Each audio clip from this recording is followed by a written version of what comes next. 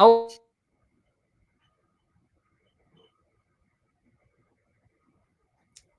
You're on mute, Bernie. I'm muted. All right. I just realized I was like, oh dear. Oh dear. Okay. Well, here we are. It is Woo Woo Wednesday on a Thursday, which is now Friday, because we by the time that 6-minute intro ended, it's now past midnight on the West Coast where Hans is joining us from, and it turned to Friday an hour ago here in Mountain Time, Alberta, Canada. But whatever, we were already a day late, so what's making it 2? That's okay. Hans, how are you? It's always right now, Bernie. It's always right now. Right? It's the present. That's why it is a present, because we're living in it. And here we are. The past is mystery. The future is history. The present is a gift. So let's live it up now. Anyway, thank you for having me back on. It's been a minute. Always a pleasure. It has. Last time I was on here, yeah, it was 4th of July. Gotta apologize to myself. I was a little out of it that night, and no worries, my friend. Yeah, as a good American, you should been so right. Like, how can we argue with that? Right. Anyway, yeah, lots happened. I went to Rob Potter's Mount Shasta summer event, which was amazing. I spoke, Friday morning at 9 a.m. I always get these 9 a.m. slots, but hey, whatever. I started with about 10, 15 people, and, the room was packed within a few minutes because everybody's there in the camp, and so people came to see it. So I lectured about the Dropa. It was awesome. I'm going to be speaking again in Vegas in October 17th through 20th. I don't know what the dates are. I'm speaking yet. I think you're frozen, Bernie. Can you hear me?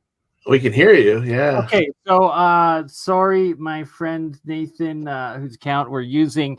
I just sent him an email asking in the morning for him. Oh, we lost Bernie. Shoots. Well, anyway, when he gets back on, I went down to Mount Shasta in July, and it was amazing. Never been down there. Had a little mishap on the way down somewhere outside of Roseburg, Oregon, which is in the middle of nowhere. Stone flew up through my grill and punctured my radiator. And so, I had to stop, turn around, limp up a hill. Had some crazy issues, got towed finally out of that. And then got another car and actually made it down to the event. And so it was really amazing. It was up at this near Castle Lake, which was really an amazing spot.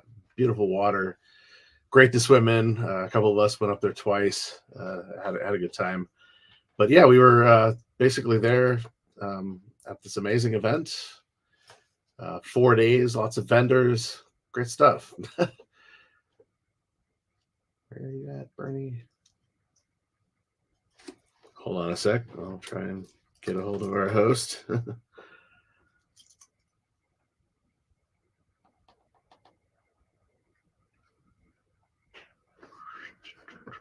Back in a moment, folks.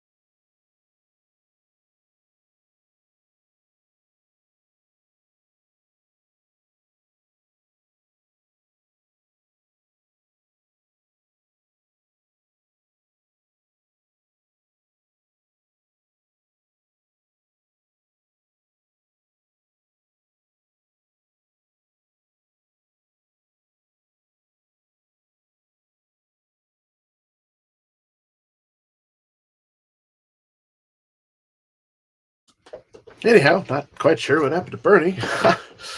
Hopefully he gets back on. Anyway, so tonight we were going to talk about something that my father brought up a couple of years ago. It was around 2016, 2017. He started diving into things that I never thought my father would dive into. My father is a cultural anthropologist. He did a lot of his work in Nepal. And for me growing up around that, it was very fascinating because I got to see some of the stuff that he was interested in. And he would always joke based on his different job types. So one of his jobs was being a social forester. And so a friend of mine joked with him one day and said, "What is a social forester, Don?" And my dad looks at him all sternly and he goes, "A social forester is somebody that talks to trees." And so one day he joked about microchloral anthropology. And so what is that? Well, it's the study of little green men, aliens. And so it's interesting that he started getting into these topics, now in his later years. My father's in his 80s. And so in 2017, he sent me this very interesting article about this radio wave that was found in space that repeats every 20 minutes.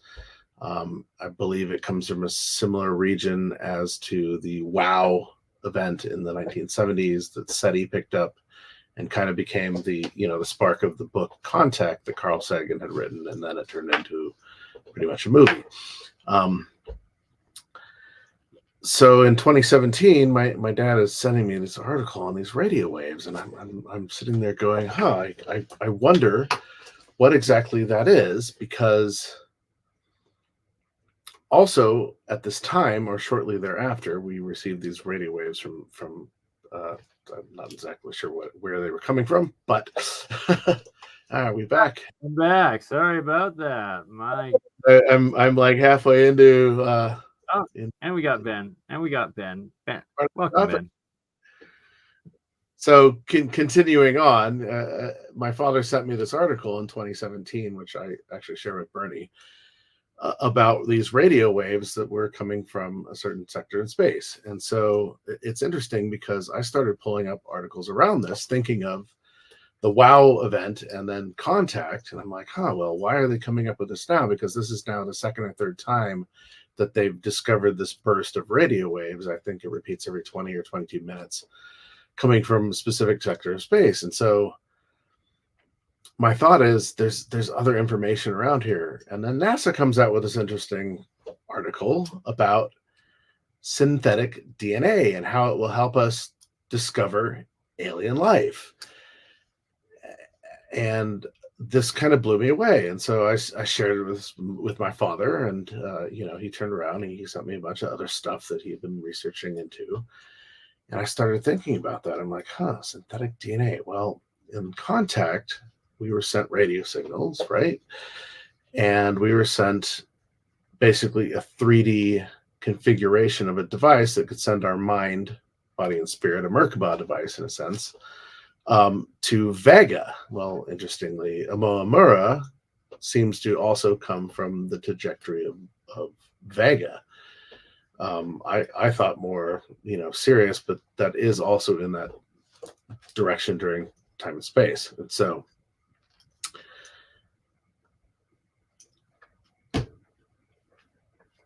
that's pretty epic. And talk about a 5D quantum experience. Well, right, yeah. And so Jodie Foster's character doesn't actually go to Vega. She does in her mind, but in our real time, she just falls through the device. And so I was thinking, well, if we're getting radio signals and NASA's coming out with this synthetic DNA to, find alien life. Okay, I missed that part. So NASA's doing synthetic DNA, quote unquote, to somehow find alien life. Yeah, look at the articles I sent you in the. Do you mind putting them in the private chat so I can pull them up? Oh God, could I? Oh yeah, hold on, let me. Or just load them yourself and we can share. I'm having some issues with that, so I will just send them to you here. Hold on again. So this is the. Nathan, feel free to join in if you want. This is one of them, but it's not. It's like clues about deep space. That's not really the one I want. Is it this one? Why am I not going to... Oh, here it is. Bingo. There it is. Okay. That's what I'm looking for.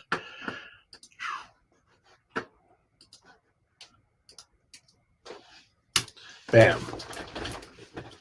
There we go. Open that up. Uh-oh. Never a straight answer. We're going to never a straight answer for... Actually, this has been, yeah, exactly. And this is where, this is kind of what I was total real image. Definitely of course. filmed by No. Just kidding. Sorry. Anyways. But it's that, and you gotta scratch your head over this. Research creates DNA-like molecule to aid search for alien life. So think about what happened in Contact. Okay, we receive this 3D device to take us to Vega, but we're also receiving a radio signal now. And I'm in my background mind with my dad going back and forth with these crazy conversations. I was like, well, what if we were sent, this synthetic DNA to create a being or a life here instead of going there? And so instead of something like projected panspermia, you could send your own prototype here as a genetic cousin of sorts, an avatar for, a consciousness. And so this was the random conversation my father and I were having back and forth. And that's where I was starting this. And I was really blown away with this, because also in this year, and here's the other one that really kind of blew my mind. This one showed up on a lot of places, but of course on CBS. So see bullshit, right? See the BS, right? Yeah. This ended up in Forbes and a whole bunch of other things. So check this one out. Okay. Yeah, check the other link out I just sent you. CBS News. BS. I see it all day long. Yes. Why there's a just read the headline and you got to scratch your head. And so this showed up on there CNN, may be more. And 36, which is such a magical 36. number. 33 plus 3, Illuminati aliens 369, right? Exactly. So the question is, how do we know this? Are we eavesdropping on their conversations, or are we part of these conversations? Right, exactly. More likely, are we having the conversation? Are we part of these 36 communicating intelligent alien civilizations? Come on. So we hacked their system. Are we spying? This all came out within a month of each other. These 3 articles. Okay, so this DNA, pretty fascinating. These radio telemetry waves bursting every 20 or 22 minutes in a pulse. It's a specific pulse. And so I do remember obviously there's energy transfer, and they're going, oh, it's a dead star and it's giving off radio. It's dead. It's just producing energy pulsing every two. Like what? Right. And so these 3 articles, are kind of back to back. And so then what else happened in 2017? Well, this is kind of when To the Stars Academy, TTSA, got to give, Farrell and Dark Journalists a little credit for this one, because they were going through it at that time. And so here we have, this bass player of Blink 182 or whatever. Bass player. And he's surrounded by, all these 3-letter intelligent agency people. And one of them is this character, Lou Elizondo. And so he starts coming out and he's talking disclosure, but they're trying to control a narrative. For those who don't know Lou Elizondo's history, in his own book he just published, he talks about how he was torture agent, intelligence agent for the CIA at Guantanamo Bay, for one, and that he was also an agent of like misinformation department of like informational warfare, and then all of a sudden comes out and claims that he ran some alien investigative group committee A-tip for the or whatever. Pentagon, that doesn't even exist, and it's all just a psyop. Lou Elizondo, if you don't know, is a psyop. He's a disinformation agent. Okay, so anyway, that comes out, and then shortly after that, they start doing all these funding hearings in Washington D.C., and they start funding Space Force and other anomalous organizations after these weird disclosures start coming out. And so part of that was actually these last years with Grosh's testimonies. But anyway, not quite my field. But in 2017, the whole TTSA and Lou Elizondo piece was coming out, as well as all of these articles. And so again, my dad and I were going back and forth on this, and I was pretty blown away that he was into some of these topics, because most humans it is interesting when he taught at Washington State University. The guy next to him was Grover Krantz. And so Grover Krantz was the infamous Bigfoot expert. When he died, he wanted himself exhumed with his dead dog. He had one of these huge dogs. What's that? Sorry. This article was 2017? Or no? This was recent 2017, the one on 2017 is also when Oumuamua came through. Yes. Yeah, so okay, exactly, because in this article it says that's what I'm saying. Yeah, all these events happened within this year. And so Oumuamua is coming from Vega, right? In contact, we received messages from Vega. Yeah, so there's all these things that are overlapping, and my father's kind of connecting the dots with me, and I was very impressed by this. And yeah, some of this is in my Dropa book, because scientists the next year it's in Scientific American. It's been in a bunch of articles this year. I'm not sure. I haven't actually. Didn't Oumuamua re-enter? I think it's on the other. It's on the other side of the. It's on the other side of the sun or something. It's still somewhere close to us. That's why they're thinking of launching a mission. Yeah, I'm pretty sure it's like it changed its trajectory after leaving our solar system and is about to come back and re-enter our solar system. Wait, wasn't this the asteroid that they used in James Bond's Spectre? Classic. Sorry, I didn't mean to cut you off there. I was just like, wait, wasn't that the... So they've been in knowledge of this for a while, right? And it's such fake BS. See, Avi Loeb, he's actually trying to get a little bit of the truth of what this really is and what's going on out there. Right? I saw him at an asteroid doesn't just stop, change direction, and then re-enter. No, it does. It slows down and course corrects. How is he? I saw him lecture there. I didn't chat with him. And now since then it stopped. Yeah, because it's like after it left our solar system, it then stopped, and then was around some other bigger asteroids or something, and stopped next to them, and then changed direction and came back and is re-entering our solar system, apparently, from what I've read. But you can't really find too much on that. It seems to be covered up. So that's why ChatGPT is better than Google. It does the best web crawl. Wow, this is interesting. This is so staged. It's fascinating. But hey, it's CBS this morning. See the BS. Boom. There it is. Well, so it's interesting because in 1973, Arthur C. Clarke wrote Rendezvous with Rama. And so it predicts 150 years from now, this cigar-shaped object, tube, kind of like what we would see in Star Trek IV, The Voyage Home, that big space probe that comes in, right? It's got the whale alien brain that comes out and is kind of shaking up Earth and destroying it, and Kirk and Spock and McCoy have to use the Klingon bird of prey to slingshot around the sun, go back in time, collect 2 humpback whales, come back to the future. Okay, anyway.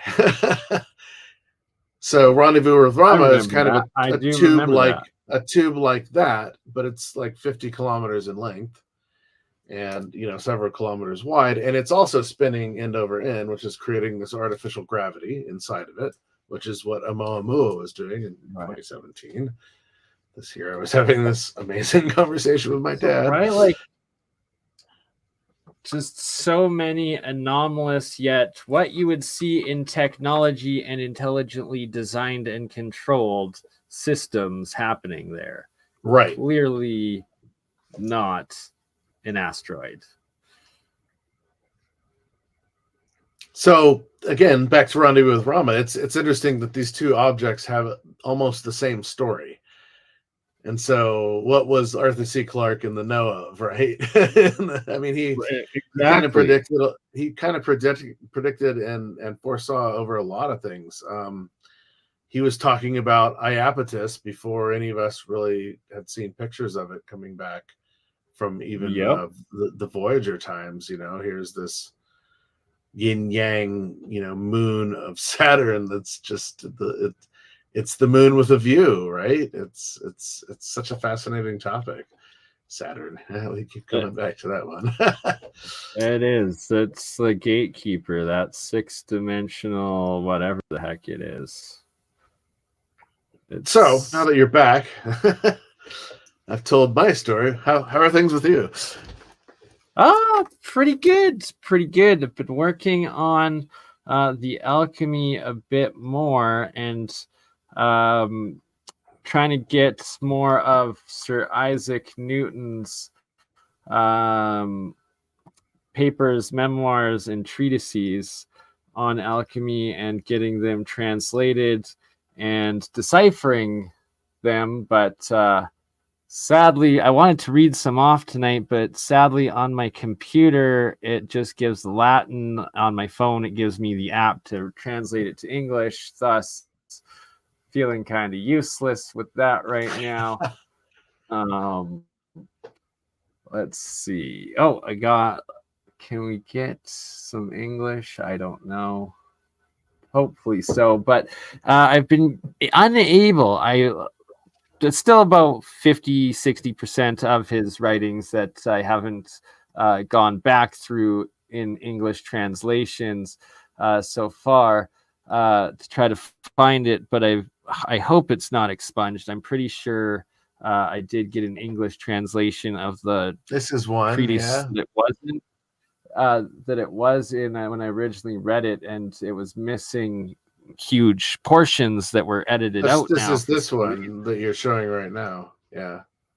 Yeah, and it's got a bunch of lined out areas. It looks like a QRC, like to PDF conversion, was reading this and just couldn't pick up all the letters. Interesting.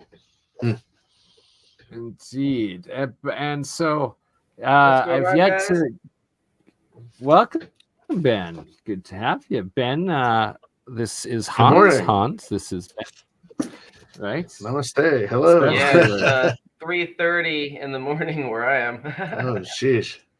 Yeah. Where are you located? Michigan. Oh, wow. Okay. Oof. Yeah. It's going to be one of those nights. Gosh darn it. Going to be one of those days. But yeah, that's I'm okay. probably not going to stick around for too much longer. I'm just here for a little bit. Fair enough. Welcome to the fold. Oh, thank you. Thank you for having me. Sorry, I'm just getting my, there we go. Let's get this in order.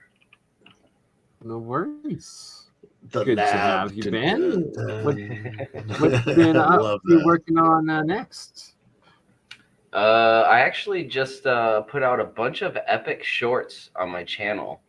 If you haven't seen them, I've been seeing them. Yeah. What's your channel? Beneficence TV. If you go to Beneficence TV, Check out the last one that I posted because it's really good. Do you want to bring it up and we can play it? Yeah, I'll bring it up. Give me 1 second.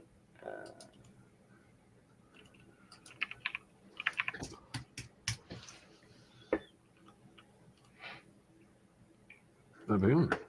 And anywho, so I'm gonna get there you the are. actual Awesome. English. Got it. Sorry, what, Bernie?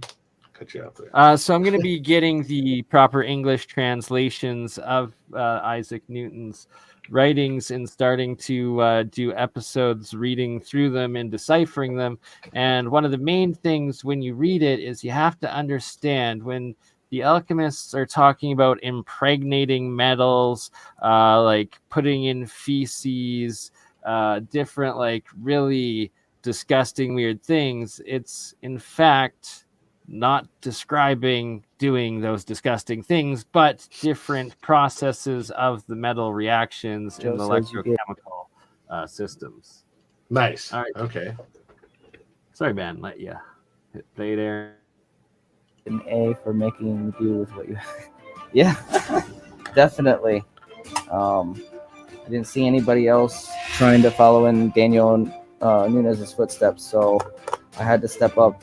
And I kind of spent a little bit too much on equipment here, but I think in the long run it's worth it because, I think they were onto something, and they kind of like just disappeared, and their research with it, which is kind of a shame. But as you can see here, it's kind of being revived, so it's not going to go missing again for sure. Joe says you get an A for making. It says more. Yeah, for sure. It's not going to go missing again, everybody. So if you are not aware, I did put together open source. Yeah, I put together a do-it-yourself guide. You can get them in a lot of my videos description. But the main source is the video that's titled 155% efficiency, 0-point energy solved ? So I'll put that in the chat momentarily if anybody's interested in checking that out. Sadly, no, on the right browser, I can't join the chat. I'm like, there's so many great You think conversations there. Thank you, everybody in the chat. Oh, you're having trouble hearing, you said? No, chatting because he's got the wrong browser. He can hear. Yeah, I'm on the wrong browser. I got to sign into my other browser. I'm like, oh shit, I forgot. I hit the right browser. StreamYard allows us to see all the pooled chats. It's really neat. Yeah, no, I like that. Anyway, no, that's amazing stuff. Wow. So, Tesla coil on steroids. Basically, yeah. It's what I was explaining in the demo video is it's not basically anything different than what Tesla was doing, only it's taking it a little bit further and following the natural path of free-flowing energy in that geometry with the coil. So Nice. It's kind of like an all-in-one system, and you don't have to have like a spark gap and all that stuff, and it acts as a Tesla coil, a resonant circuit, and step up, step down, one-to-one transformer. It's very, very impressive stuff. My uncle bought two Tesla coil towers, and he used them before he passed away. He was using them with his patients to lay between them, charge them up, and then you'd have this healing effect. It was really amazing. I laid on the table several times and was blown away by how you feel after like 10 minutes of just laying there. You're like, oh my God. First Step Energies was doing experimenting with that. I wasn't, I don't have any say on that. We can't really touch on the medical side of that. No worries. Not prescribing it as anything. I was just very fascinated. Right. But I will say that I have tried the rodent coil on my toe, and I didn't notice any difference. But I was resonating at 432 hertz, so I don't know if there's a specific, frequency range or whatever. But there could be, obviously. Yes. You want to be doing the 432 on that, but then it's also adding extra solfeggios into it, I believe. And Ben, I was gonna make sure that you're able to join in. I've been corresponding with Sheila Kamen of that did the plasmoid unification through coherent geometry presentations at the Cosmic Summit. The Cosmic Summit. Oh, Yeah. nice. So she's gonna, from her experiments in technology and science that she's working on, is exactly that. And that if you've seen the Cosmic Summit one, at the end of the 2 hours, she gets into explaining fully, actually I guess it's about 2/3 way through, the difference between 432 and 440 and how it's a different fractal set of integers when scaling in harmonic systems. And that's where the real importance of 432 for the sake of quantum coherence in the energy fields over 440, which just gives you a scattered fractal field instead of a saw field, yeah. Her work is absolutely amazing. For anybody who hasn't seen it, she pretty much like gave evidence to support the plasmoid unification model by giving us a visual of what these frequency ranges that Malcolm came up with on his model. And she put these frequency ranges all in, you know, because they're grouped together in different categories. You put them together and they create this this coherent wave form that you don't see in any other a waveform. It's quite amazing stuff. It really is. And so I'm just putting together a response email for her with a few links of my own work, because I truly believe what she's doing and the quantum or coherent geometry frequency science is the next missing link in making my alchemical electrochemistry cold fusion process fully usable and Nice. efficient and all of it. It's like literally what I had been envisioning over the last 15 years since like making my original discoveries in this stuff of the next step that is needed, especially with it fitting into the plasmoid unification model and the fact that the ormus or monoatomic materials seem to be a plasma state, and that it's by putting in that right geometry into it with the resonant coherent frequencies, while you have the electrolysis making the atomic hydrogen and oxygens that will then bond onto the metals that I have as the electrodes on the anodes and cathodes when they're in the activated metamaterial red and crystalline pink states that Isaac Newton states are when you're able to transmutate one metal element to another. Well, no, it's amazing. We're making connections here. We're making connections. This is really amazing. I've actually never looked over this. This is a great model. Huh. Interesting.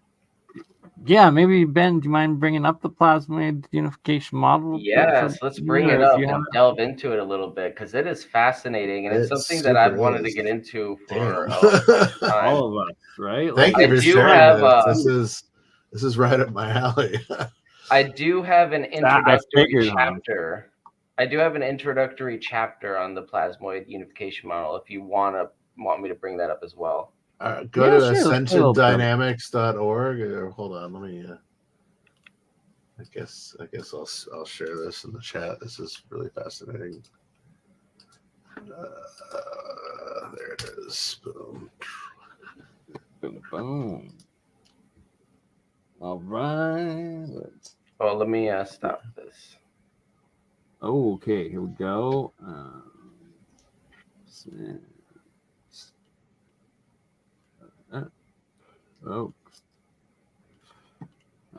All right.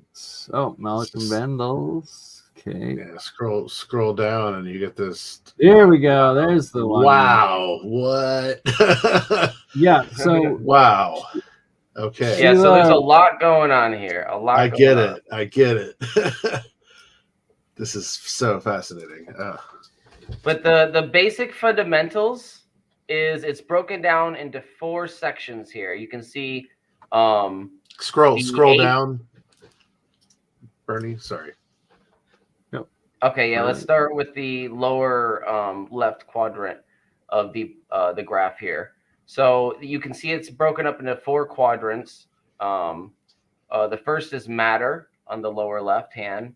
The second is time. And then on the upper hand, left hand, you have aether. Scroll down, Bernie. Oh, sorry. Oh, Other it's way, the other other way, way. a little bit. Sorry, up. Up. Up. Oh, Yeah. there we go. A little bit more? Oh, there we go. Oh, there we go. Yeah. Okay, so on the upper part of the graph, we have aether on the left, and on the right, we have sun. So the aether is pretty much the DC energy at rest. So when all that energy that you're using in your circuits and all that, when it's at rest and it's down converted back into the ether, that is what that is. It's in that super fluid and it's just ready to be used. And the sun is able to imprint frequencies onto the ether to actually create tangible matter. So that's where matter DNA. comes from. Yep. This is that's where, DNA, literally. right. And if you scroll down a little bit, More. and the way it does this is with time. So remember, frequency is just work over time. Right. And that's just the basic fundamentals. I do have a short chapter on it. If you guys want me to play it, it explains it a little bit more. Yeah, absolutely. Oh, sure. Yeah. Interactive. Please do, man. All right, let me bring it up real quick.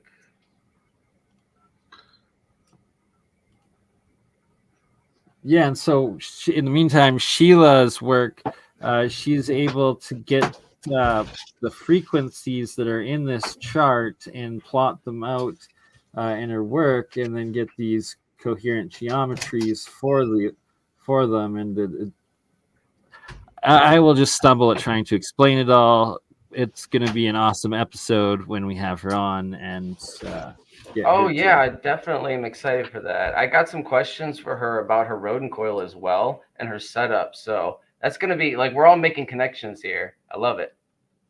Absolutely. It's what real science is all about.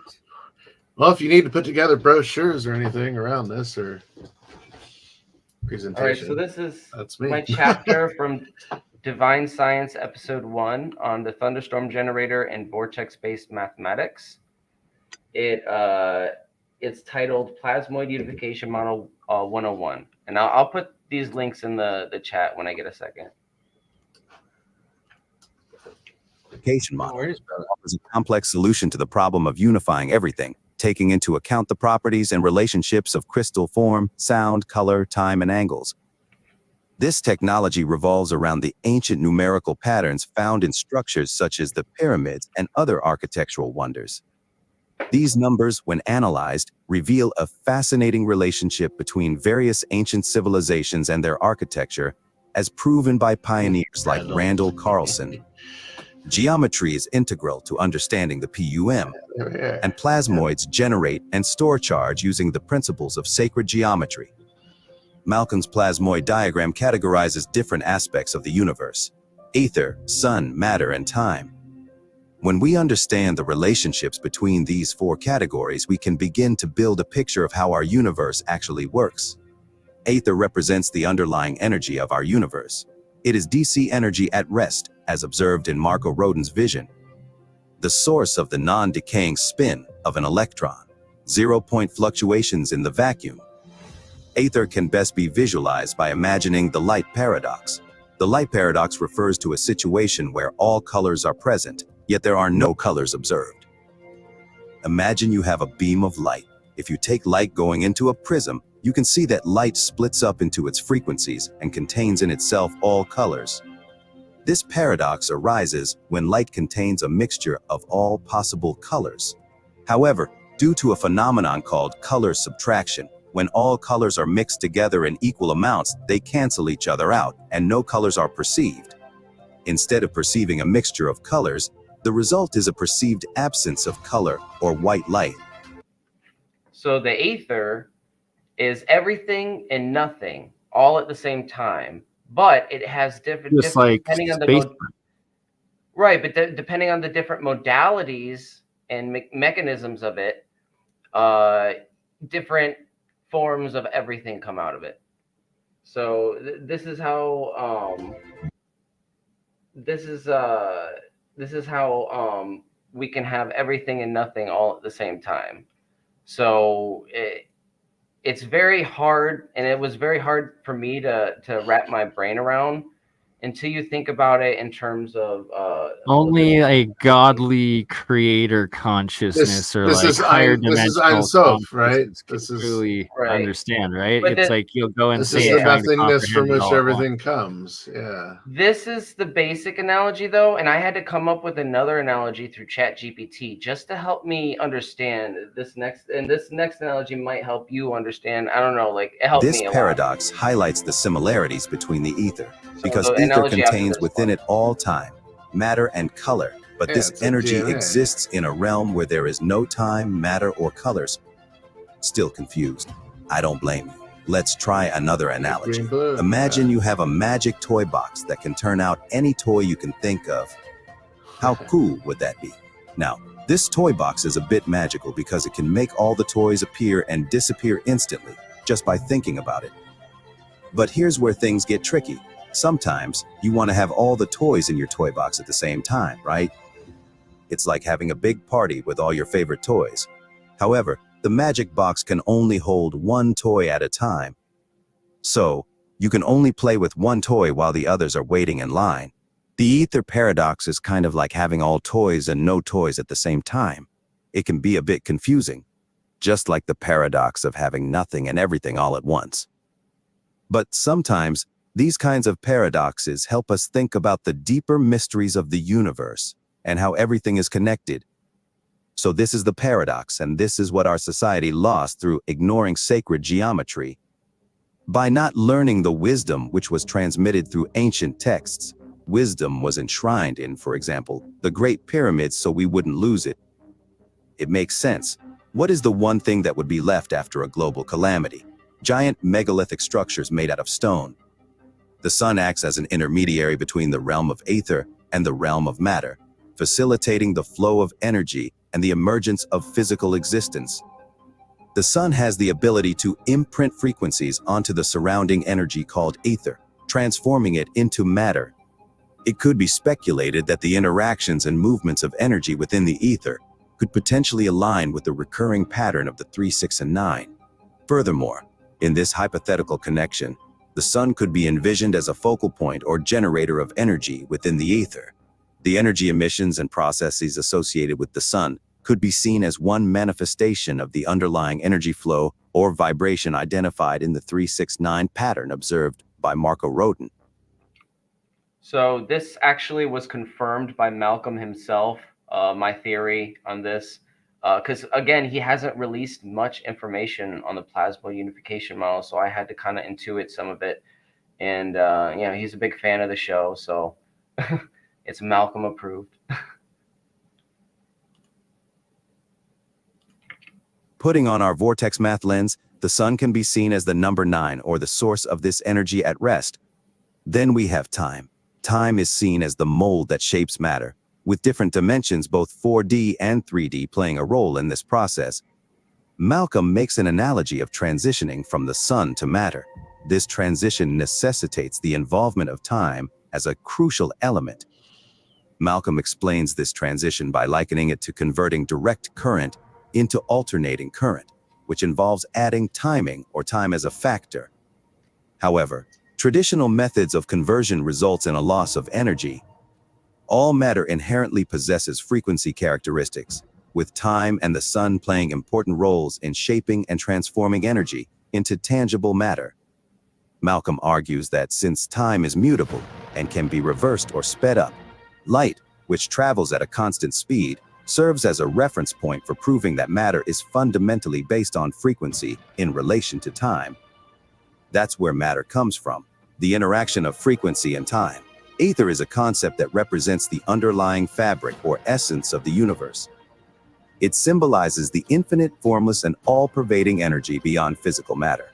In sacred geometry, it is often associated with the concept of universal consciousness, or from the unmanifested potential from which everything arises. In summary, Malcolm's plasmoid unification model posits that all matter inherently possesses frequency characteristics, and time and the sun play important roles in shaping and transforming energy into tangible matter.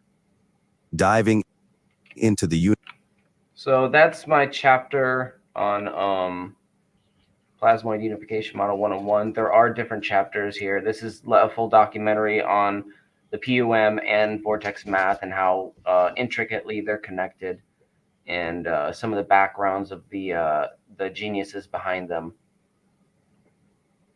You've been doing I'm absolutely great I'm work. seeing phantom DNA, models all over this. This is really interesting. So yeah, thank you for sharing this. Oh, no problem. Oh, and thank you, BurnEye. I get discouraged sometimes, so it's good to hear good feedback.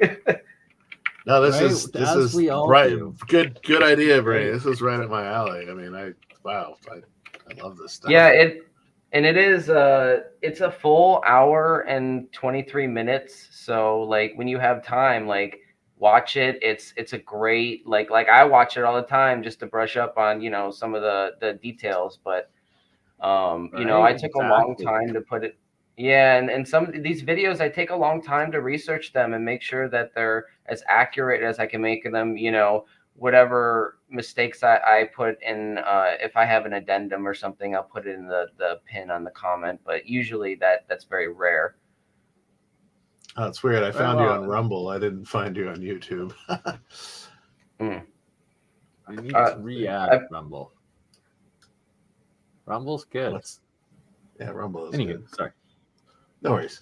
But yeah, I got plenty of As you're videos up saying? here that are fun to watch, that go into these different subjects. So, and I'll be getting into different subjects as well in the future, like anti-gravitics, and I plan on doing an episode on pyramid power with Joe Parr and all that stuff. So, have you ever been to Egypt? Oh, well, we're going to be doing a series on it because it's a life's work, and we're the Great developing Pyramid and energy of the source you're talking. I wish I could go to see the Great Pyramids. Honestly, we will get you there. Hans has. You will all get there. Exactly. I've been there twice. Mind really? blowing. Oh yeah. wow.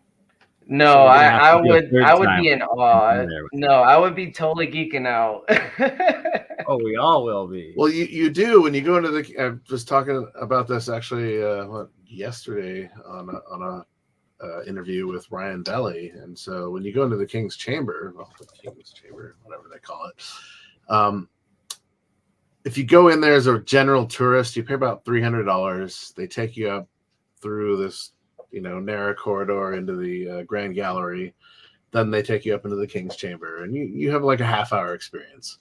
If you go with a tour that has private access, you get 3 hours in there. And they open up basically the King's Chamber, Grand Gallery, Queen's Chamber, and then eventually the subterranean. And so you go up into the King's Chamber, and of course they tell you, well, we're in an Islamic country. You can't meditate. You can't chant. You can't do prayer. No religious ceremonies, no sacrifices. They don't want you to put any resonance in that chamber. That's why. But on the private tours, sadly, everybody does this. And so when I was there in 2016, we had this guy that was like 6'5", and when you go into the King's Chamber, I mean, it's a little bit more than a meter. It's a little bit more than a meter. I like the green. But yeah, no, that on the way up to the King's Chamber, they had to build stairs in the Grand Gallery. Oh, yeah, the whole Grand Gallery, they have stairs in the middle. It's obviously not meant to be easily accessed. No, it's a machine. I mean, this is where I'm going with this. So you get in the King's Chamber, and this guy scraped his head, and so he's bleeding on the floor, sadly, because there's an alcove that you dodge up into, and he was going through it and bumped his head. And so we had a blood sacrifice. Everybody's chanting. Everybody's meditating. My friends got married. It was like, oh, geez, we're breaking it all. The guard's just sitting there going, But you're in the king's chamber, and it harmonizes at F. It's F sharp, okay? F sharp. Yeah. And Yeah, then the box harmonizes at A. And so if you're toning in the box and everybody in the room is toning at F sharp, you feel like you're enveloped in this fluidic energy in a sense. There's no way else to describe crazy. it. Yeah, I'm having an out-of-body experience in the middle of the vortex, in the middle of it's causing you to go into the other like alpha theta waves in your brain. Oh, it's because A is a negative fifth or a positive third from F sharp. So that's probably the resonant frequency of the ether, which is just the higher state of consciousness.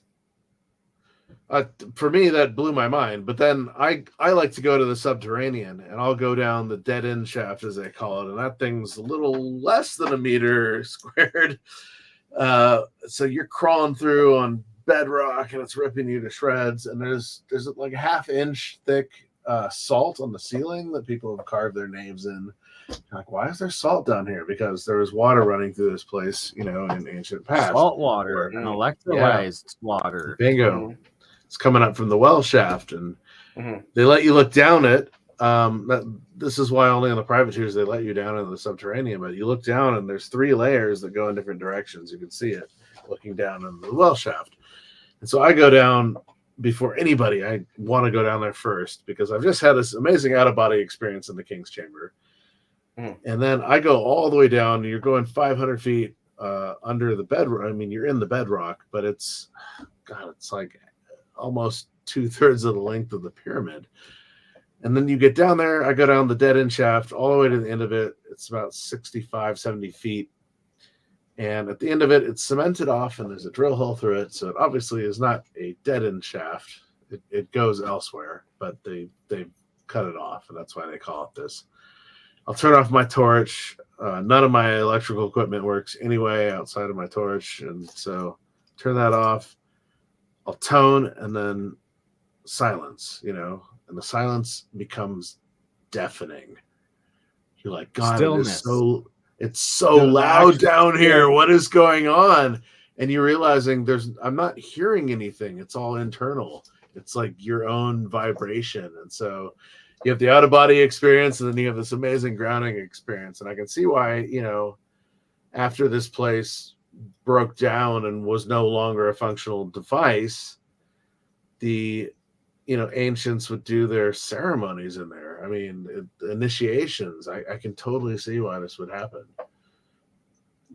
You're in granite, like this amazing dark black pink Aswan granite is the King's Chamber mostly, and all of the Grand Gallery and part of the Queen's Chamber. And then the subterranean's all under the bedrock. But then the rest of the pyramid is what? It's limestone. Limestone. And so limestone conducts electricity, granite does not, but granite also creates a piezoelectric charge.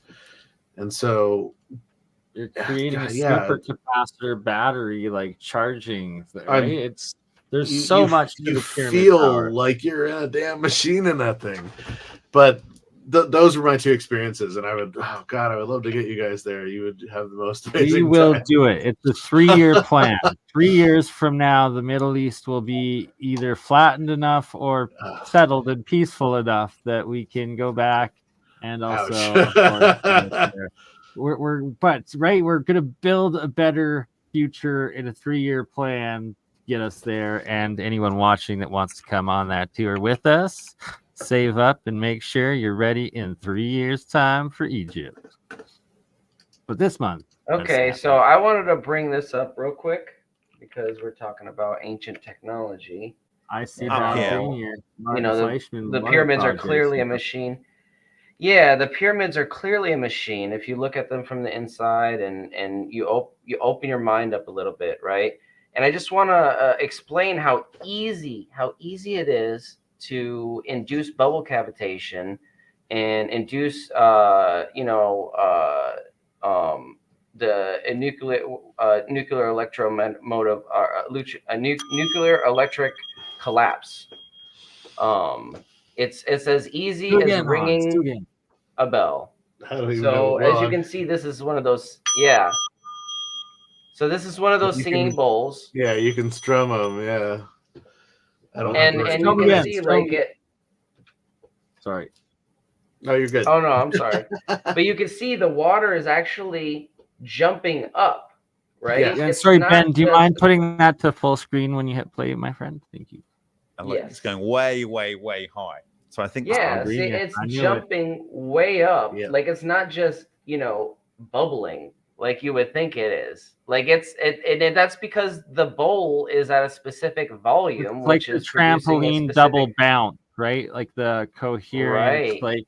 God, I should almost go get my other one. I have a larger bowl. Right, and this is Malcolm's theory about the molten sea arc and how it was charging the Ark of the Covenant as a capacitor. This is the way it was charged. They would take this big pole, or I don't know what you would call it, like a mallet. Also explain why they had so many of these precise, like certain mineral rock bowls and vases and whatnot that were just claimed to be regular stuff that we could probably not even reproduce half of them today, and that the difficulty and purpose of them was obviously technological as opposed to just some stupid.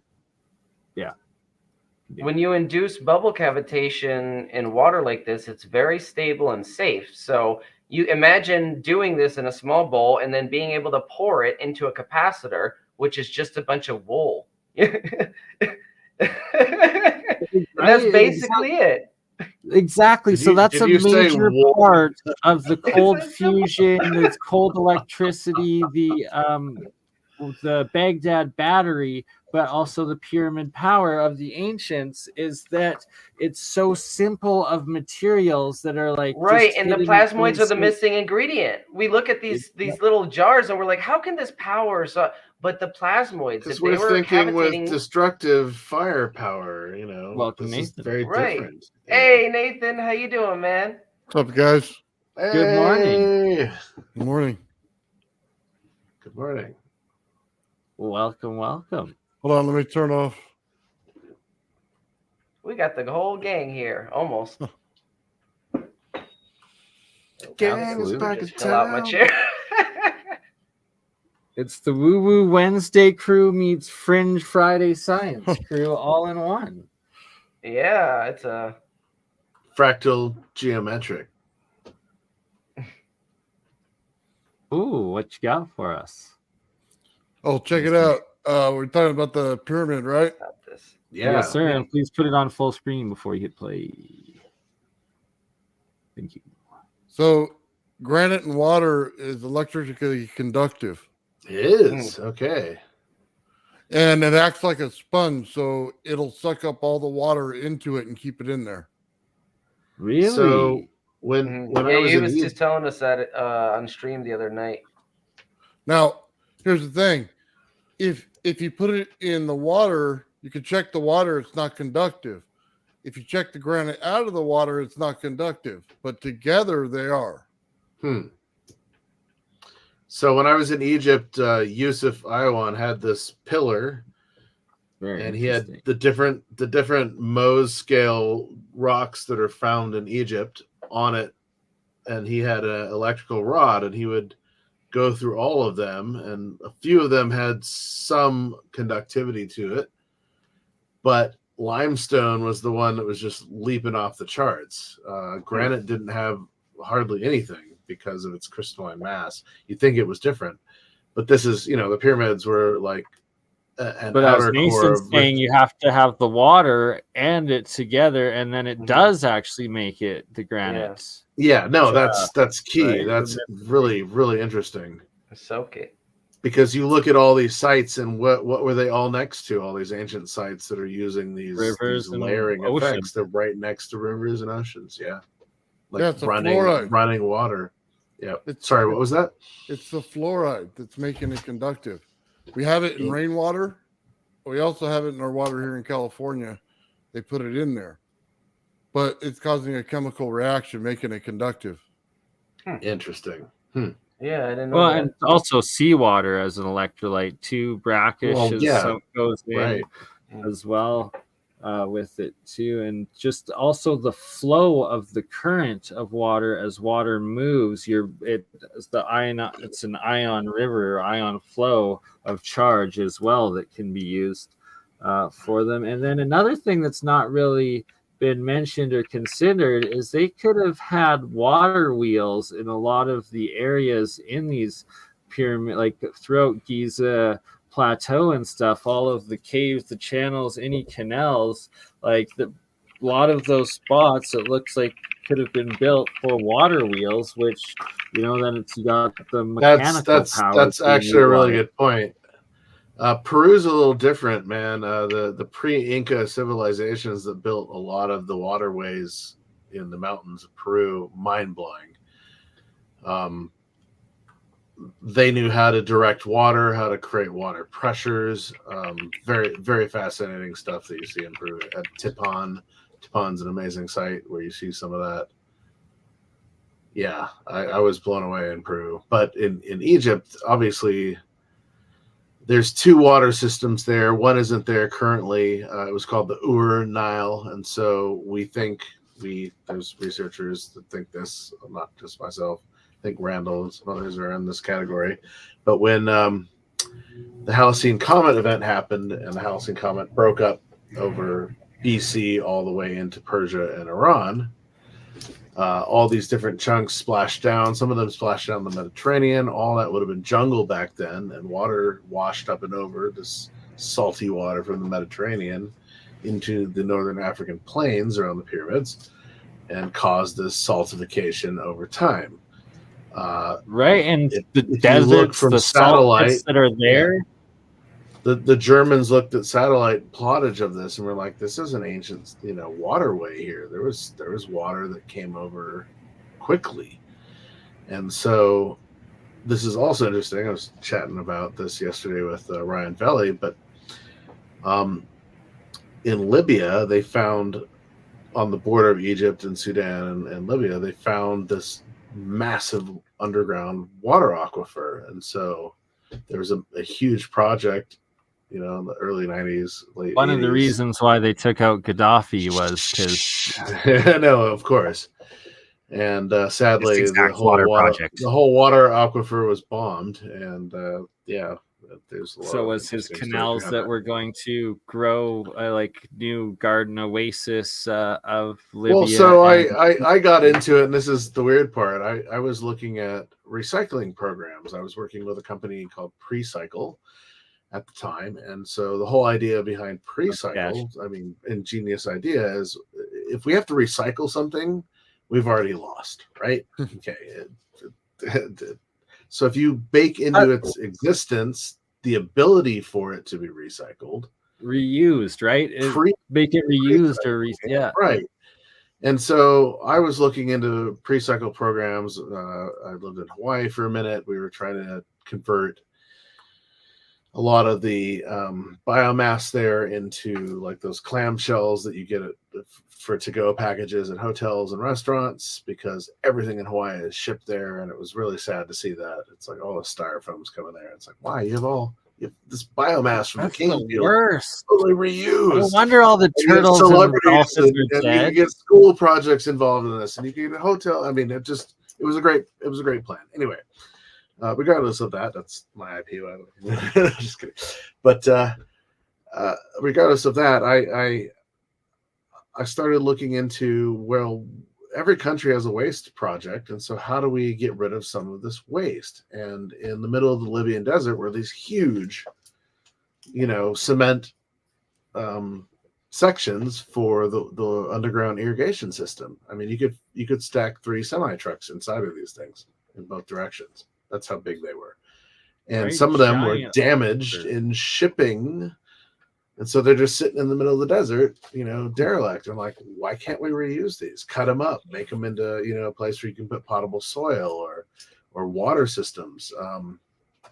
aeration water systems, sewage, storage bins. I mean, there's so many reuse projects, and I discovered what these were used for, and I'm like, wow, why have we never heard of this underground water project? Gaddafi wanted to feed all of northern Africa with it for free. As give them the golden dinar, which would have completely crashed the oil petrodollar system, which is sadly happening right now. Why they got rid of him. Exactly. It was inevitable and is inevitable, and it's happened. We're in the process of it. So yeah. Anywho, that's why it's a golden opportunity for breakthrough technologies to come, because it's right. Yes. The petrodollar control system is crashing, energy scarcity is rising, and it's time for new technologies to take over and the world to be free. Ding, ding, ding. Yes. Hey guys, I wanted to show you something if it's okay. Oh, please do. Absolutely. Here's Oumuamua, right? Or however you want to say it. Here's the black Pyramidion. Yep. Right on the right side of it, you'll see on my cursor. It shows it right there. They knew it was coming. The actual... I actually have a photo of this. I'll have to dig it up. This is in the Cairo Museum. Yeah, I know it's on the bottom floor. Yeah, you can see by the ridge right there on the bottom. Yeah. And the ridge right there. It's the exact same thing. It's just over time it shifts a little bit. But they knew it was coming, and it kind of coincides with the Day of the Dead that they have in South America, where you can, the first time that you can actually see this was when the moon and the sun lined up. Okay? That's the first time you can look around and see a moon, that whatever it's called, came into our solar system. So interesting. They have a lot of ties, and every time you see these things on the ground, I didn't have a picture of it. They would show where you can look at the moon and you can look at the sun, and they're right next to each other, okay, on the ground, and then you can observe them. So they were looking for this to come in. It's some kind of a sign to them on what's coming, into our solar system. Or it's the Anunnaki coming back potentially, right? Or it's the Dropa, because that's in my Dropa book. Screw the Anunnaki. Cool. Weren't they coming back to destroy the Earth? I think it's all one of the same. Well, they're all a Syrian binary star system race of beings. Yeah. Anyway. That's all. Wasn't that the legend? They were supposed to come back to destroy the Earth or something? I'm not sure. Oh, right on. Tell us about the Dropa. The Dropa legend. What's included? Hans, flash your Dropa book one more time. Slaves or something? And what is the legend of the aliens for the Dropa stones? Are they coming back? Are they good? Are they bad? Well, so the whole thing was, how did they get here in the first place? So deconstructing this down to a pinpoint, the Dropa 22,000 years ago in the Sirius star system, there was a war amongst the different races that were living in the system, and so Sirius is part of Canis Major. Not sure got it. Hopefully they aren't racist. Whenever there's racist, there's race wars, and it's not realiencists. Don't be a realiencist. I'm a little optimistic, and I'd like to believe that somebody or a species that has the ability to travel intergalactically would be evolved spiritually as well. I'm an optimist that way, but I realize there's probably a spectrum. Well, this is interesting because this race of Dropa become intermixed when they get here. Anyway, back to short story short. They have this cosmic war amongst these civilizations. The war destroys one of the most inhabited civilian-based moons through what is described as nuclear technology. There's a lot of stories that go into creating this narrative. Anyway, I'm just giving you the overview. Moon or planet? Because it's a moon. I'm with the belief of no. It's described as a moon. Okay. Anyway, this gets into the Buddhist stuff.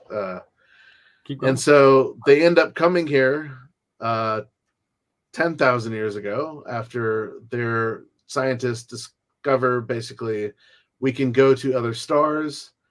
We're a type 2 civilization in a sense. I mean, we've been doing this through our war, but let's band together, build these cigar-shaped arcs or generational ships, and travel to other stars to find and have Goldilocks worlds, basically, that we can either colonize or terraform for us to be able to live on. Well, 10,000 years ago, the Dropa ship from Sirius ends up in our solar system. And so they come here, they realize, oh my God, Earth is very much like our planet. The sun is very different. The gravity is very different. We're going to send down some exploration vehicles. We've been traveling for, 4,000 or 5,000 years, from Sirius to get here, or longer. I mean, this is why they're generational sleeper ships. And, well, these aren't the Dropa stones. Those aren't either. Anyway. But yeah, the Dropa stones are very similar to Bidiscs. And so, hold on a second. That's why I'm kind of laughing like this.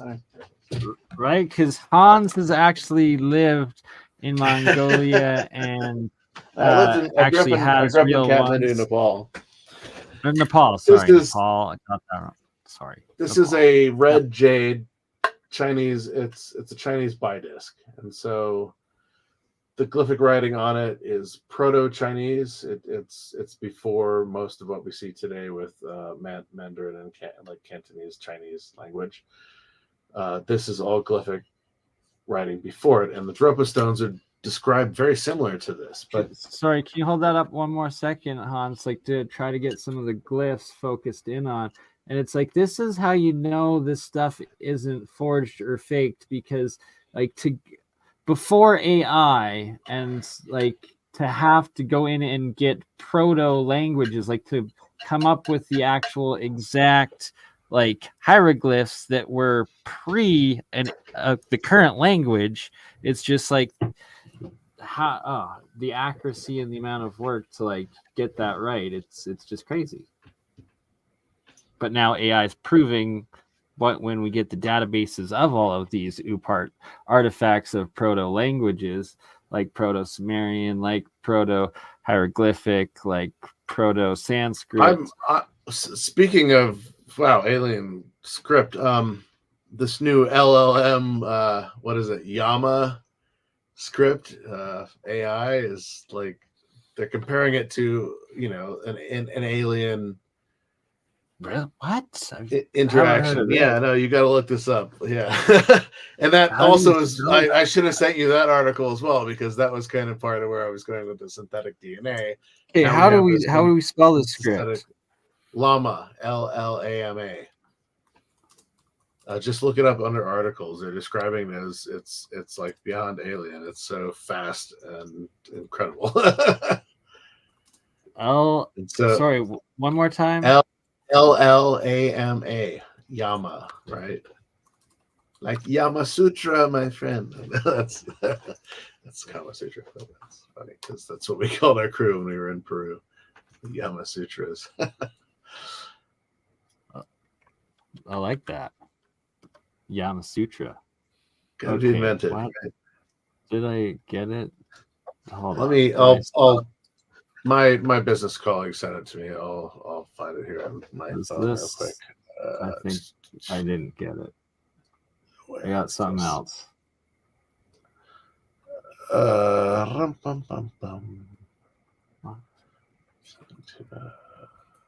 Hold on.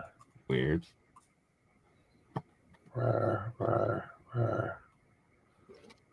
Nope. Okay. I had put llama first, and all that came up was llamas. No, go look for articles under llama DNA, or sorry, AI. Where is this? Ooh. That's probably the key word missing. It's like ChatGPT times 55 million. All it's given me is pictures of freaking Facebook Meta and a llama. What are you looking for?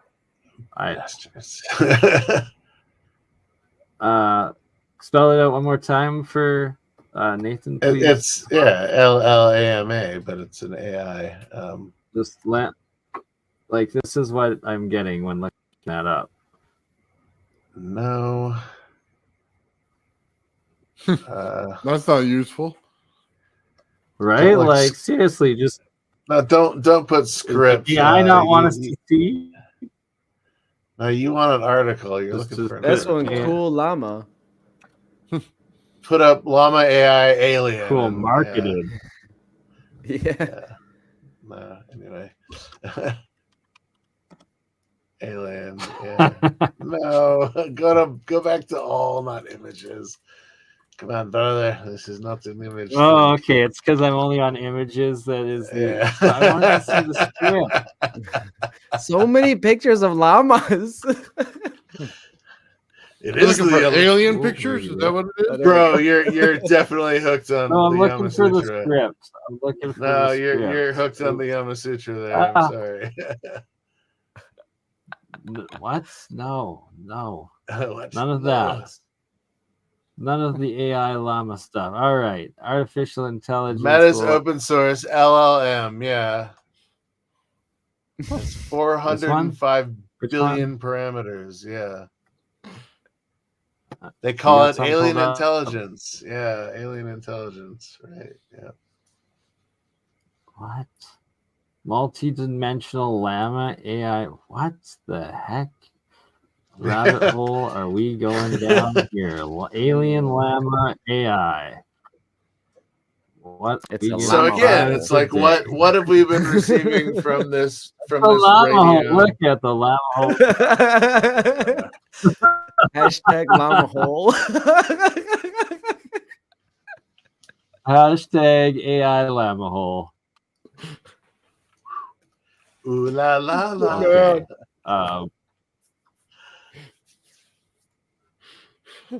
Oh, we got to go to more. So they're giving it all this really interesting, bingo. I mean, is clickbait headline or not? Right? Like what the? So in the article you were store. just in, they mentioned, yeah, exactly, SETI. And so here we have this radio, telemetry out there in New Mexico, wherever it is, Arizona, New Mexico, and receiving radio, data from this repeating burst every 20 minutes from a specific sector of the stars. And so in 2017, they released, again, all this information about synthetic DNA. And, is this our ability to start talking with aliens? And all of a sudden, wow, there's 36 communicating alien races in our sector of the Milky Way. And it's just like, well, are we eavesdropping on them? Are we part of the conversation? What's actually going on here? And then, so you got synthetic DNA. If you think about contact, you're sending all of this information from Vega in that sense. Well, talking about Oumuamua came supposedly from a Vegan trajectory or Syrian trajectory, depending, but it was slingshotted and got into its gravitational rotation. I say gravitational because the way that it's spinning, it creates an artificial gravity inside of it if it was hollow. And so that would have basically happened around the magnetic attraction of a binary star system. Well, Sirius is in the area of Vega in the sky, and so interesting. In contact, we get messages from Vega, so Oumuamua, Vega, contact Vega. But here we are receiving possibly a code that teaches us how to build a genetic DNA that could be used as a alien avatar, perhaps. I mean, I was talking about this earlier tonight. My father started bringing this stuff up to me, and so we had these back and forth conversations about this, which blew my mind because my father's like very sincere and solid cultural anthropologist, But he was kind of into the whole Bigfoot thing when he worked at Washington State University. His office was next to Grover Krantz, huge Bigfoot expert back in the 70s and the early 80s. And then when he worked in Bhutan, his flat that he rented was across the street from the entrance to the Soktang Wildlife Preserve, which is a preserve for the Magoi, which is the Yeti or the Bigfoot of Bhutan, the wild man that smells like rotting garlic. And so I was like, oh, I never, I kind of thought he was into some of these subjects, but he never really alluded to it until recently, oh. And so the joke was, back in the day, he was a social forester. Oh, I talk to trees, right? That was his joke with a friend of mine.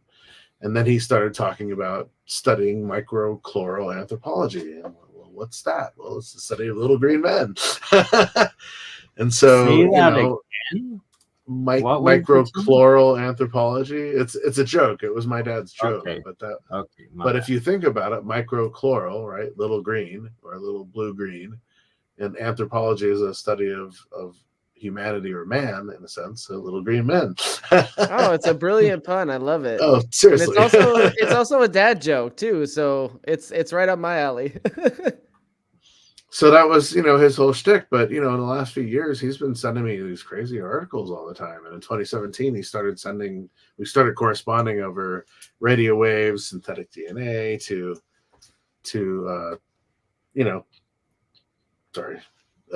building out some of these concepts. And, all of a sudden, all these other disclosures came out in 2017. And so, we started getting into this old Dropa story now, so I kind of had to give a little context. But the Dropa, very interesting culture. It's a transliteration that works across most of South Asia. So in Far Eastern Kham Tibet, Central China, they're the Dropa. There's stories around who these people are. A lot of it I set out to debunk and discovered a lot more behind it. And realize that the people doing the research into these fields didn't really do a lot of research into these fields. And so some of it is like, okay, I'm debunking the debunkers. And then the other half is, okay, what's really going on here? Because here you have this nomadic race of people coming out of this area of China. They have this direct connection through their form of Buddhism called Nyingma Buddhism directly to Sirius. And so there's this aspect that's not really discovered in their story, in the historical storyline. And when you look up the Dropa, nobody talks about this. I do, because I researched this in my thesis, not them in particular, but Buddhist cultural mysticism. And so I started finding this connection in Bhutan, where my dad was working, and I got access to the stories of levitation, the stories of ascended Tolku masters, the stories of astral projection, Mount Meru ascending as a dimensional portal, as the chakra points of the earth. So you start with Shambhala deep in the earth, this sacred city of Agartha or Shambhala or Shangri-La, and then there's different dimensions, different chakra points that go to the summit of the mountain. Well, the mountain's a real mountain. It exists in Tibet. It's on the northwest corner next to Ladakh. And so this is a very interesting place. Mount Kailash, very different. Mount Meru, also very different, but it's considered a dimensional portal as well. And so when you get to the summit, it connects by a rainbow bridge. Mount Kailash, to Sirius. Mount Kailash is another mind-blowing story there. Oh. But yeah, it's documented by Russian scientists and Chinese and whatnot, that literally it's known for accelerating your hair and fingernail your growth. The only I heard about that. There was a Russian group in the 60s that went up it. Gravitational anomaly. And they started aging rapidly. They never made it to the summit. And when they came down, they all died within a year or two of old age. And it was crazy. Right. They had aged so dramatically. So the legends of portals, it's not unfounded. There's actual documentary anomalies. And so that movie you all watched, the M. Night Shyamalan movie, Old, that's real. I've actually never seen it. Me neither. Right? I'm going for the opposite. It's a good one. I don't know.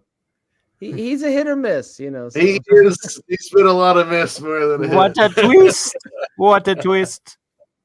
Yeah. I do like a lot of his movies, though. I'll give it that. Yeah. There was some good ones. I haven't watched. Is real. I don't have time. Movies are like hit or miss these days. It's hard to find time. But Right. if they had a lava tube, then it would make sense why there would be anomalies, because that's the only thing that Earth makes that can actually go from one area to the next and be protected because of all the different minerals and deposits on the outside walls to hold in the lava. Oh, wow. It's And most of Hawaii. It's Mount Shasta where I was last month. it's a good point, Nathan. This time last month, but that's interesting that you say that because it's very true. You have that kind of effect, and in a sense, the pyramids are recreating that without the lava tube, right? You're still using similar minerals, similar, capacitor Mechanisms. effects. Yeah. Interesting. Thank you for bringing that up. That's quite fascinating. Yeah, because when you see lava in Hawaii and it starts running over cars, you start wondering to yourself, what's going to hold this in? And the only thing that can hold it in is lava itself. So when it starts building around it, you know what I mean? Yes. And then it blocks out everything else. So if you wanted to get from here to underneath the earth to like a DARPA or something like that, it would have to be through something The like that. secret to Elon's tube network or whatever, the hypertube. This lava the tube. Hyperloop. Oh, that failed. I don't know. Apparently, you didn't listen to Trump and Elon's X space because No. Stop. You're all missing the bigger story. Okay, so he has a company called the drilling company, right? What is it called? I can't remember the name of his drilling company. Right? Something. Okay, hole. Elon's so he hole. We'll has just this. refer to it as Elon's hole drilling. Okay. Okay. He has this. He has SpaceX, right? And Hyperloop. How close does SpaceX sound to space sex? Like, is that the mile I don't above know. the mile high club? It's all very Freudian, if you ask me. I mean, giant penis-shaped space shuttles with Jeff Bezos'. Did you see that? oh, Jeff Bezos is right. Like, it was so Blue Horizon. regarded. Yeah. And then what's? That reminds me of Austin Powers. I'm trying to think of Elon's other one, Neuralink. Oh, dude! So we've got the origins of Total Recall with Neuralink, right? Oh yeah, no, and you we see a can lot now of drill into the moon with the. It's called the Boring Company. That's what it's called. So we can now drill into Don't the moon look into the Boring Company. It's boring. Don't look into Elon's drills. Right. Okay. So the Boring Company. So if we can take his drills into space with all these failed rocket attempts, which are subterfuge perhaps, and he gets to the moon with these devices, we can bore into the moon. We can have Hyperloop there because of the low Earth gravity of the moon. See, that would work good in low gravity. It would actually work. That would work good in low gravity. I would admit that. That's what I'm saying. And so it's like, why? It's not technology developed for here. It's technology developed for there. Yeah, that makes sense. You develop something here and then make sure it works. So you. Oh, but one of those drills is way too heavy. It isn't if you break it up into multiple pieces. Yeah. No doubt, actually, and what's actually going on the moon and the dark side that we never see. Look, we're gonna try and reland all these rockets. While and we is launch there 15 cheese others. on the moon? Right, especially at the North and South Pole with the ice caps. Why send up a bunch of stuff up there when you can make it? Why not put up a refinery? I mean, stuff like that. I was just why not? That's the right way to go. Roquefort, that's what I think. Bring some orange peels and you're good brie, and then you make the good Roquefort on the moon, and you will have the most amazing dreams you've ever had in your life because all that cheese is exposed to cosmic rays more so than here and there. And H3 or O3, one or the other. I think it's H3 that's all over the moon, isn't it? You know, hydrogen. Yeah, H2 or H3. Yeah. as much as I'd like to go to the moon, I always go back to that story that they told. I forget which astronaut. But they said there was an eerie With Santa presence. Claus and the bogies. And They Santa had Claus experiences. No, one of the Apollo missions. Even on Apollo they went on 11, the they moon, had they experiences eerie with presence, like they meeting their weren't- ancestors when they were coming into the orbit of the moon. Oh, And all three, okay. Michael Interesting, like a Collins, cosmic they all record talked piece. about this. Yeah.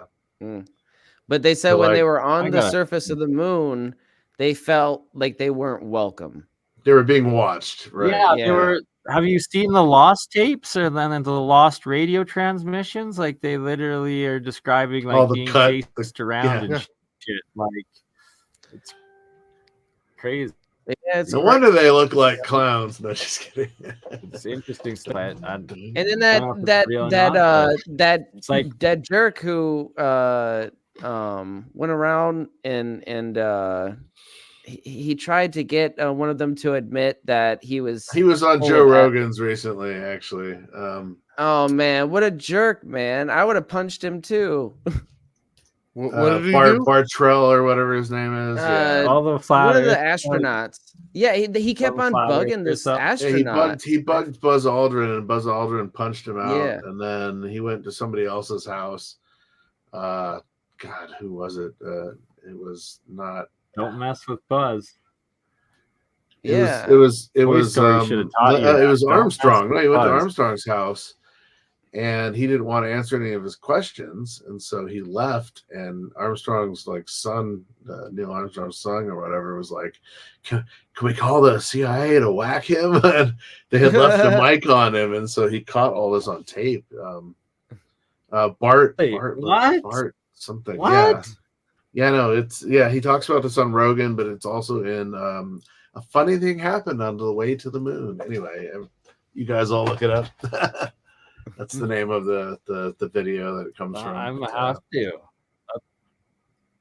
That's pretty wild. Because he discovered a bunch. Interesting. He discovered a bunch Lots of stories. footage that NASA sent him, and it looks like they're faking the distance that they are from the Earth, and so they're holding up a stencil in front of the I've window. seen those, right? Yeah.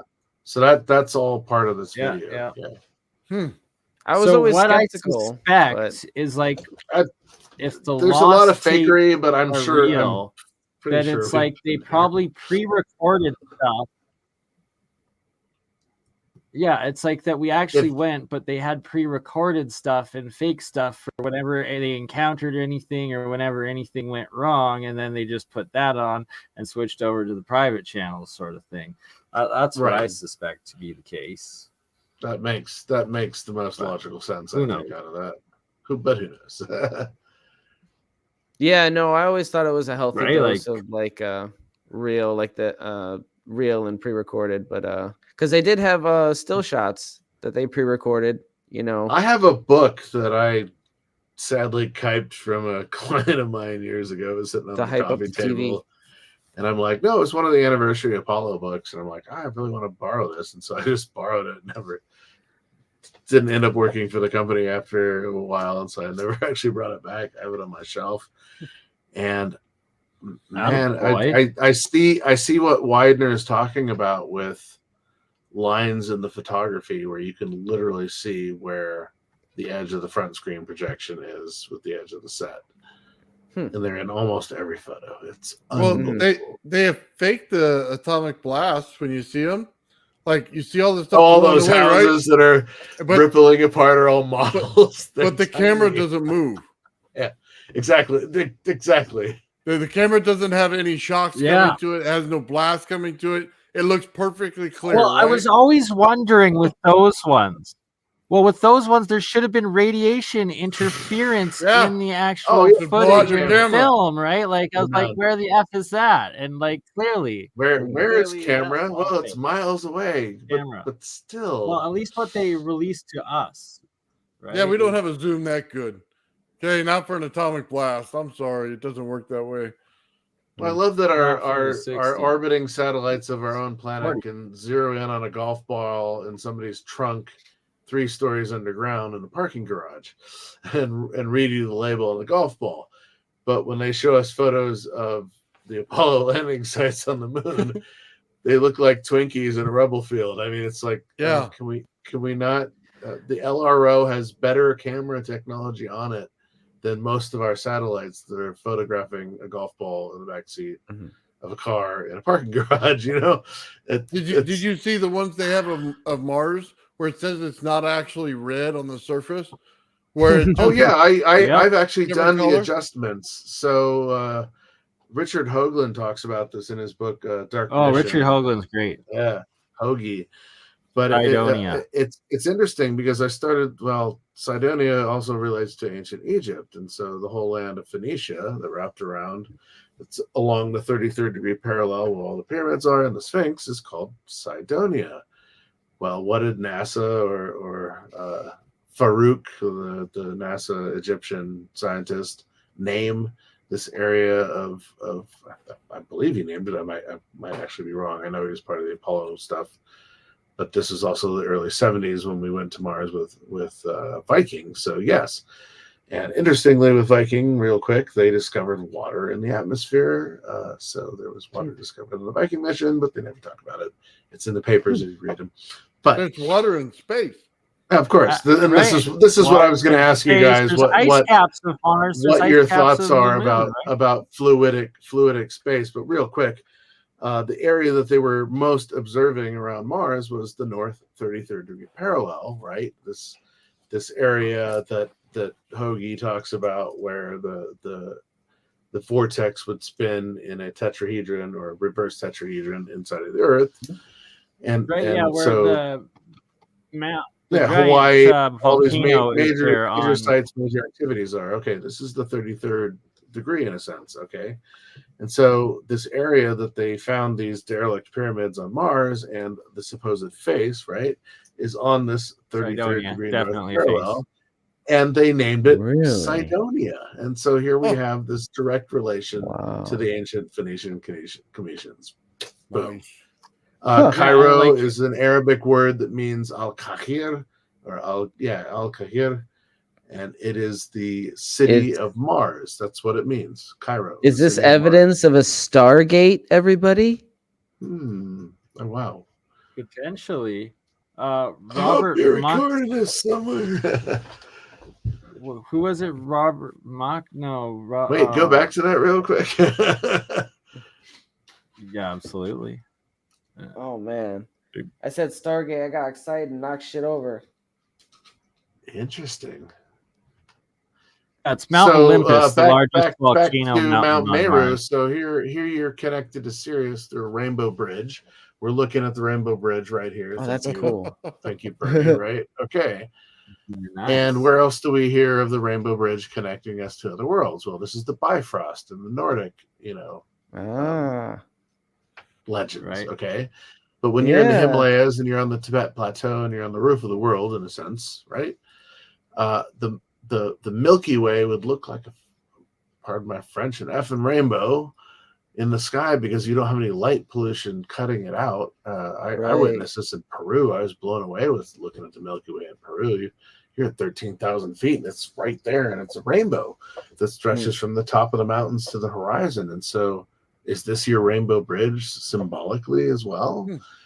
So, I mean, the Buddhist mysticism is talking so much interesting stuff, but this huge connection to Sirius. And so it always keeps coming back to Sirius. Yeah. Serious is serious. About serious. Seriously. We seriously might have come from Sorry, Sirius, we kind of guys. went off topic a few times, but yeah, no, that was kind of It's interesting. Yeah. Yeah, no, this is all really cool. I love this graph. I'd like to get into it a little bit. Oh yes, the I'm Walter Russell. blown away. Here's your Rainbow Bridge, right? It's a spiral. Yeah. If you were to look at this in a dimension, it would be spiraling, right? You got all your elements there, and then Yep. and inert gases and noble Right. gases. Wow. That makes so much sense. This is the Walter Russell, one of 20 different Walter Russell periodic tables. I wonder Well, if we something could like pull up the this. POM and see if there are any connections, because I bet there were. Oh, there's You'd huge. see There's some huge connections amounts. Yes, between them. absolutely. You're bang on with that. I Wow, this is actually included that in fascinating. my email to Sheila yesterday, Hmm. talking about that. We really need to get Malcolm Bendel on here. Oh, we shall. Did you want to bring that up, Ben? I forgot to compare it. Do what? The plasma, or here I got this guy. Compare this guy right here. And so the color charts of the frequencies and the octave aspects, combining and comparing it with let's see if the colors and the elements are the octave. same on both charts. I guaranteed it will apply and work, and that this is what we need to put into the computer AI systems to figure out. Oops, sorry.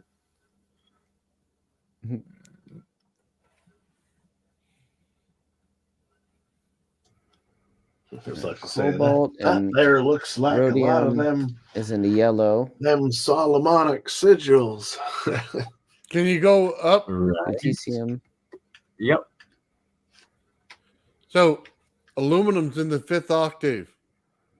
That's exactly where I get more power in my device. Oh boy, yeah, that's Boom. crazy, Right? Wow. It takes it exactly to the 5th octave to get more Yeah. power. Oh, Boom. that makes sense, There you Nathan. go. That's awesome. Walter Russell confirmed. You guys want to see a cool video? Yeah. I got one for you. He's always, yes, please. Take a look, see. Please, thank you. Hold up. Oh boy. There we go. There we go. There we Could go. use a Sorry. cost, so all good. Just don't want to get copyright striked. All right. What It exactly? gets so much static on the plate, it lifts. So this is interesting. Lifting. I've had a conversation about this, something similar to this. When I was in Hawaii at the Nassim Haramein Shout out Nassim Resonance Academy. the Resonance Project, yeah, in 2013, there were a couple of guys that were showing off devices like TT Brown devices, where it was a today you do it with 3D printing, but back then they were, it was cut basically. So it was these cut pieces of some sort of resin, obviously nothing that's conductive, and then they coil wrapped and braided like 5 mil copper wire around the thing and attached it to a battery source and charged it. It was like a 9-volt battery. And they charged the thing up and it started spitting out all the colors of the rainbow and white all at once, lifted off the table for 3-4 seconds and then dropped back down. Like And as in a corona discharge? Yeah, almost? very much. Yeah. The color of magic. But it had different colors? Wow. Yeah, all at once. It's Yeah. like it's how the color of So- magic in Terry Pratchett's books are described. Octavian, they call it. It's this Hold on. white light that has all these lights. I combined get- with It's it. sending waves to the ether. Correct. I get white, purple, pink. Bingo. Yeah. Okay. This is yeah. All those colors in high voltage. Yeah. This is exactly what Yeah. I'm talking about. Yeah. The color of magic, Wow. basically.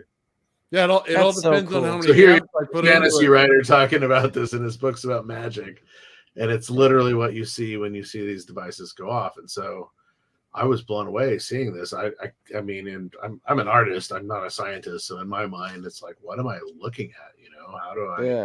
How do I wrap my mind around what I just saw? I just saw this thing lift off the table after being charged and float on its own free will, generating energy before it fizzled out, basically.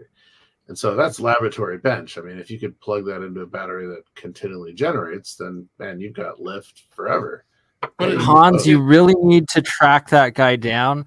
Jeremiah. Everybody keeps still I know asks he. me every I time know talk he. to him, He they're like, last time we chatted about that, he's like, "Dude, you like, gotta." I need to see.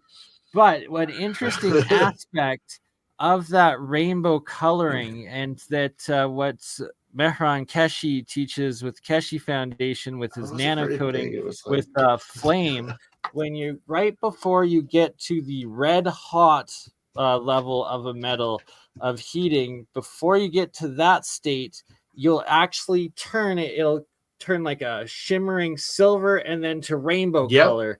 And it'll just give you rainbow everywhere, right? And that it's like it's this meta state. It's melting down the outer shell of because it's burning from the inside of the matter and like breaking it into light and plasma. Essentially, that's the last burst. It's the last light of taste the setting rainbow. sun that shines upon the keyhole, right? Quoting. And I gotta state with what Nathan was saying with the purple and the pinks, that's like your UV spectrum and like the cold side of electricity and voltage and energy as opposed to the infrared. That's the hot side.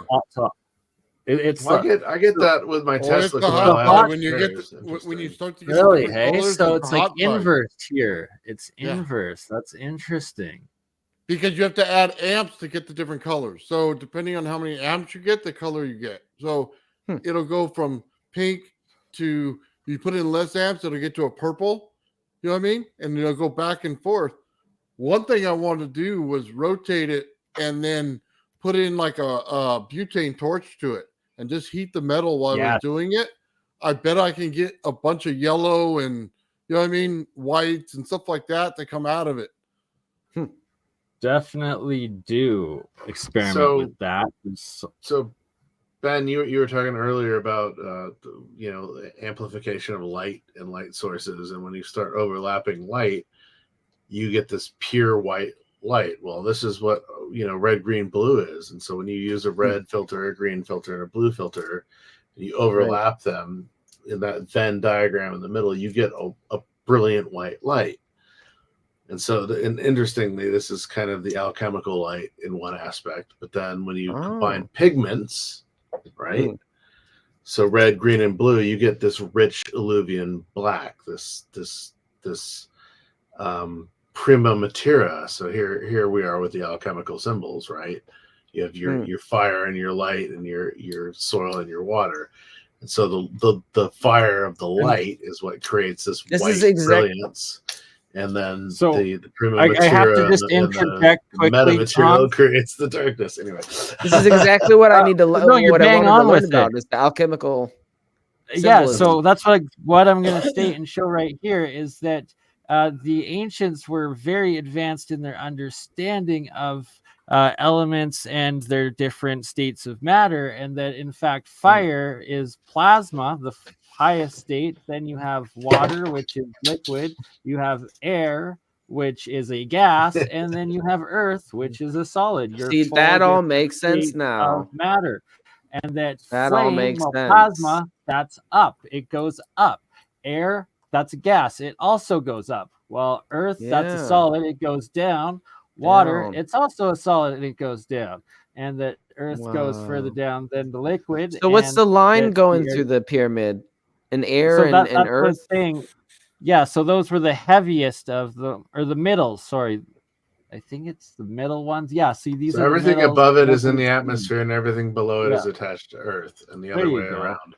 Everything below the line with Earth is underground, and everything else above it is attached to it. You guys want to see the color change? Absolutely. Give us the juice. Give us the juice. So let me add the file here.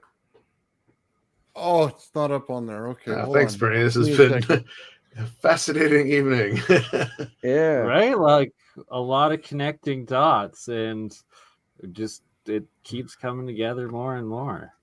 Well, just and here I was just going to go to sleep. A lot more about a lot of these elements. It's like, okay, I now have a broader understanding of some of the science behind it. Having been there, I've got the physicality of some of these ancient sites.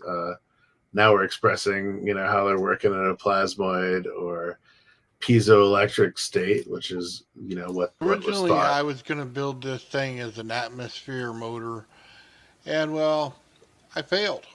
So I decided to just hit it with a lot of high voltage and see what it looked like. And well, you can see that it pretty much is starting on fire. It changes all the colors in it. All right. Anyway, it's pretty cool, man. Take a look, have fun with it, and towards the end there's some. You can see the purples in there. You can see the yellows. Anyway, if you like this kind of stuff, like and subscribe. But have fun with it. Thanks. You're gonna have to do the torch to it next, but yeah, you can definitely see the purples, the yellows. Take a low or a high frame rate camera to it, and then slow it down. Yes. Good idea. You should do. Yeah. So that's the original electric arc before it caught fire. Yeah, interesting. Yeah, so it goes from like a plasma, like a little purple state, goes into white. It all depends on the heat. So as the plastic behind it was heating up, you start to see the more white, you know what I mean? The yellows, stuff like that.